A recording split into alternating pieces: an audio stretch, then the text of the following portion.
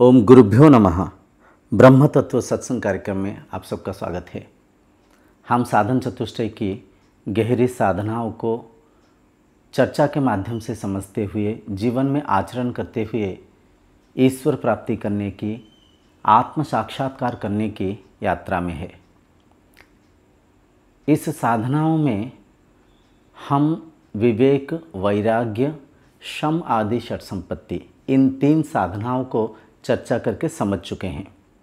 जेहेतु ये साधना बहुत बड़ा है, वीडियो बहुत लंबा होने की आशंका है, इस वजह से इस बड़ी संपूर्ण साधना को हम अलग अलग भागों में बांट के शूट किए हैं। तो आप इनमें विधिवत क्रम संख्या 1 से जब देखेंगे तभी आप इन गहरी साधनाओं को सहज सरल रूप से समझ पाएंगे, वरना समझने में थोड़ा सा कठिनाई हो सकता है। तो आज की इस साधना में हम साधन चतुष्टय के जो चौथा साधना है, जिसे कि मुमुक्षत्व बोलते हैं, उस मुमुक्षत्व साधना को गहराई से चर्चा करके समझेंगे, उसे जीवन में आचरण करेंगे और ईश्वर प्राप्ति करने की प्रयास करेंगे। मुमुक्षत्व के अर्थ है ब्रह्म जिज्ञासा, ईश्वर प्राप्ति करने की प्रबल इच्छा। देखिए, जब तक आपके मन में तीव्र इच्छा नहीं होता है, आपके अंदर कोई भी काम के प्रति आसक्ति नहीं होता है, आग्रह नहीं होता है, तो आप उस कार्य को संपन्न नहीं कर पाएंगे, आप उस कार्य सिद्धि को प्राप्त नहीं कर पाएंगे। क्योंकि आधा अधूरी इच्छा से अगर कोई भी कार्य को आप करेंगे, आप सिद्धि प्राप्त नहीं कर पाएंगे। चाहे वो भौतिक कार्य हो, चाहे वो आध्यात्मिक साधना हो, हर चीज़ में आपको निष्ठा की आवश्यकता है, मन में तीव्र इच्छा की आवश्यकता है। मान लीजिए एक व्यक्ति है, उनको डॉक्टर बनना इच्छा नहीं है, वो डॉक्टर बनना नहीं चाहते हैं। माता पिता के प्रेरणा के द्वारा, माता पिता की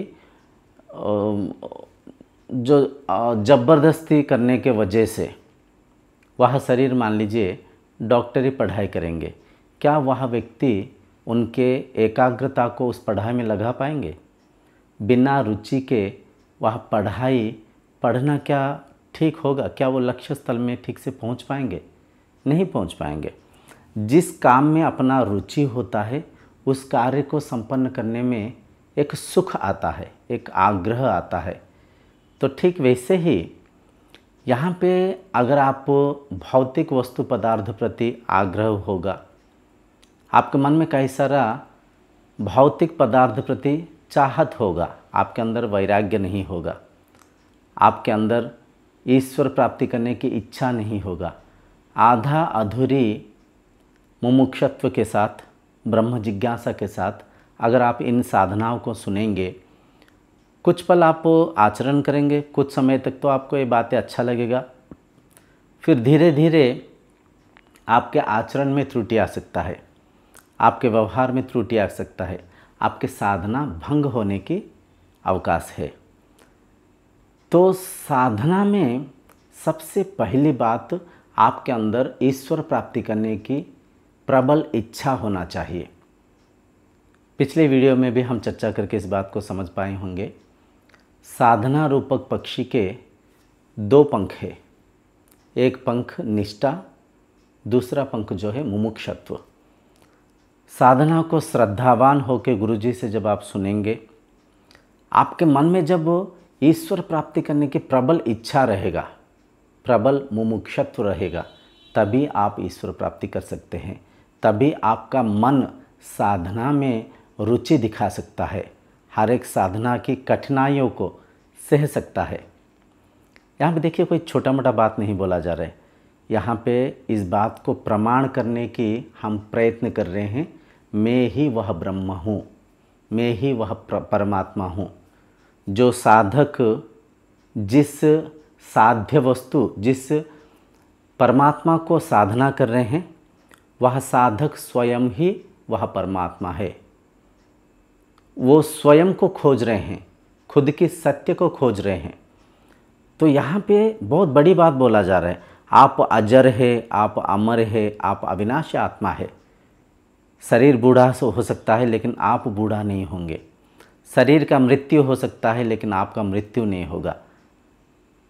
आप शांति के स्रोत है, आप आनंद के स्वरूप है, आप अविनाशी आत्मा है।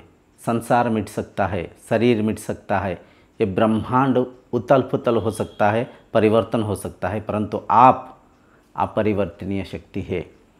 तो इतना गहरी बात को साक्षात अनुभव के माध्यम से दर्शन करने की जो प्रयास है, ये साधना है। तो इतना बड़ा चीज़ को पाने के लिए उतना बड़ा चाहत भी होना चाहिए, उतना बड़ा मुमुक्षत्व को मन में धारण करने की आवश्यकता है। तो यहाँ पे मुमुक्षत्व साधना में आपका मन में बिल्कुल आप संकल्प करना चाहिए, आपका मन में ईश्वर प्राप्ति करने की जिज्ञासा होना चाहिए, आप स्वयं को समझने की प्रबल इच्छा होना चाहिए। और देखिए, इस इच्छा तक पहुंचने के लिए सबसे पहले तो मन में थोड़ा सा तृप्तता होना चाहिए, मन में थोड़ा सा शांतता होना चाहिए। मन भौतिक वस्तु पदार्थ प्रति जो लालसा था उससे मुक्त होना चाहिए, क्योंकि जब भौतिक माया में आप बंधे रहेंगे, भौतिक उन्नति करने के लिए आप प्रयत्न करेंगे, मैं एक बड़ा सा घर बनाऊंगा, मैं एक बड़ा पद को प्राप्त करूंगा, मेरे पास इतना धन संपत्ति होना चाहिए, ये एक आकांक्षा जब आपके मन में होगा तो मन शांत नहीं होगा, मन साधनारत नहीं हो पाएगा, मन में वैराग्य नहीं आएगा। तो जब भौतिक बंधन से स्वयं को मुक्त करेंगे, इंद्रियों के बंधन से स्वयं को मुक्त करेंगे, मन के बंधन से स्वयं को मुक्त करेंगे, मुमुक्षत्व को धारणा करेंगे, तभी आप ईश्वर प्राप्ति कर पाएंगे।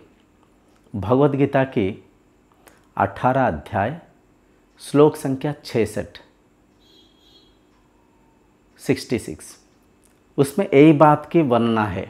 उसमें भगवान कृष्ण भगवान अर्जुन के माध्यम से हम सबको समझा रहे हैं, सर्वधर्मं परित्यज्यं माम एकम शरणं व्रजा अहम त्वं सर्व पापेभ्यो मोक्षयिष्यामि मा शुचः। हे अर्जुन, हे पार्थ, ये संसार के जो भी शरीर सारे धर्मों को त्याग करके, धर्म मतलब यहाँ पे हिंदू मुस्लिम रूपक हम जो बनाए हुआ धर्म, उन धर्मों के बारे में नहीं बताया जा रहा है। यहाँ पे इंद्रियों के धर्म के बारे में बताया जा रहा है। इंद्रियों के धर्म मतलब आँख को दृश्य बांधता है, जीभ को रुचि बांधता है, कान को मधुर संगीत ध्वनि तरंगे बांधते हैं, शरीर को स्पर्श बांधता है, नासिका को सुगंध बांधता है। तो इन इंद्रियों के बंधन से स्वयं को सबसे पहले मुक्त करना पड़ेगा। उससे पहले भौतिक आशा अभिलाषा इच्छा वांछनाओं से मन को मुक्त रखना पड़ेगा, स्वयं को तृप्त रखना पड़ेगा। तो जब भौतिक बंधन से शांत हो जाएगा मन स्थिर हो जाएगा, तभी मन अंतर्मुखी होगा, इंद्रियों के धर्म से मन ऊर्ध्व में जा पाएगा, मन साधना में लग पाएगा, मन स्वरूपस्थ हो जाएगा। माम एकम शरणम, मेरे शरण में, मेरी शरण मतलब यहाँ पे मैं अलग, वह कृष्ण रूपक, वह भगवान अलग, ऐसे मत सोचिए। कई लोग ऐसे सोच के फिर भगवान को दो के रूप में मान लेते हैं, मैं अलग हूँ, कृष्ण रूप का वह शरीर जो अलग था वो अलग है। ना, तत्व में मैं ही तू, तू ही मैं। तत्व में जो कृष्ण थे, जो अर्जुन थे, जो आप है, जो मैं हूँ, हम सब एक है, क्योंकि आत्मा एक है। आत्मा के स्तर में हम सब एक है। तो जब उस आत्मा के साथ मन समाहित हो जाएगा, मन एकाग्र हो जाएगा, मन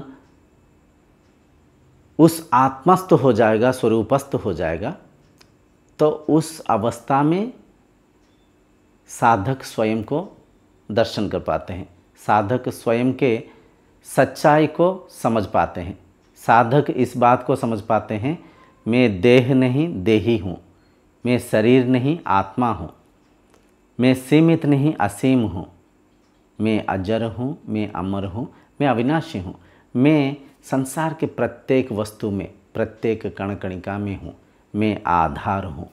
मुझ आत्मशक्ति के आधार से इंद्रियां, शरीर, संसार, ब्रह्मांड परिचालन हो रहा है। मैं ब्रह्मांड के दाता हूँ, कर्ता हूँ और सब कुछ हूँ। मुझ बिन संसार में किंचित भी कुछ भी नहीं है। तो ये श्लोक भी हमें इसी बात को दर्शा रहा है, इसी बात को समझा रहा है। अंत में बस आज की चर्चा के निष्कर्ष को अगर हम समझें, आज की चर्चा के निष्कर्ष ये है, मन में मुमुक्षत्व को धारणा करते हुए ईश्वर प्राप्ति के अलावा और कोई भी भौतिक वस्तु पदार्थ के प्राप्ति को अधिक ना मानते हुए केवल साधना के उद्देश्य ईश्वर प्राप्ति करना, मोक्ष प्राप्ति करना, निर्वाण प्राप्ति करना, स्वयं को समझना, मैं कौन हूँ, मैं अगर आत्मा हूँ, मैं अगर अविनाशी हूँ तो मैं कहाँ पे हूँ, मैं कैसा हूँ, मेरा स्वरूप क्या है, मेरा सत्य क्या है।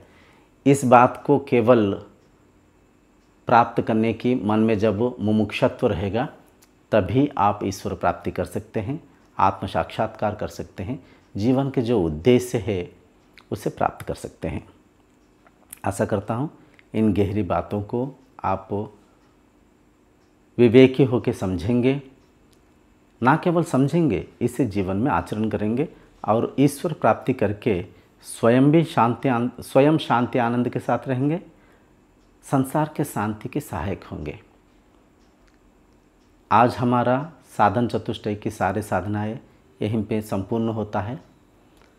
आगामी अध्याय में हम उपनिषद के बारे में चर्चा करते हुए उपनिषद क्या है सबसे पहले उसे समझेंगे और केनो उपनिषद की माध्यम से स्वाध्याय करेंगे। मैं ब्रह्म कैसा हूँ, मैं आत्मा कैसे हूँ, इसे समझने की प्रयत्न करेंगे। आगामी अध्याय तक आपसे विदाई मांगता हूँ। ओम शांतिर्भवतु।